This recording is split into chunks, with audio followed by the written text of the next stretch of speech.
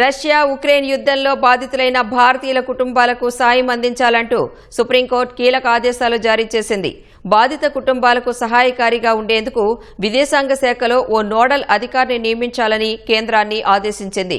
Russia Ukraine యుద్ధంలో చనిపోయిన, గల్లంతైన, గాయపడిన భారతీయుల కుటుంబాలు దాఖలు చేసిన పిటిషన్పై ప్రధాన న్యాయమూర్తి justice Suryakant, justice Joymalya Bagchi, V మోహన్తో కూడిన ధర్మాసనం విచారణ జరిపింది.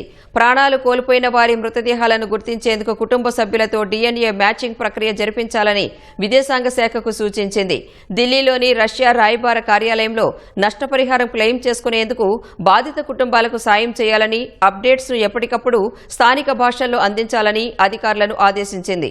మృతదేహాలను స్వస్థలాలకు చేర్చడంతో పాటు పరిహారం క్లెయిమ్ చేసుకునే విషయమై బాధిత కుటుంబాలకు జాతీయ న్యాయ సేవాధికార సంస్థ, రాష్ట్ర న్యాయ సేవా సంస్థలు కూడా సాయం అందించాలని సుప్రీంకోర్టు నిర్దేశించింది.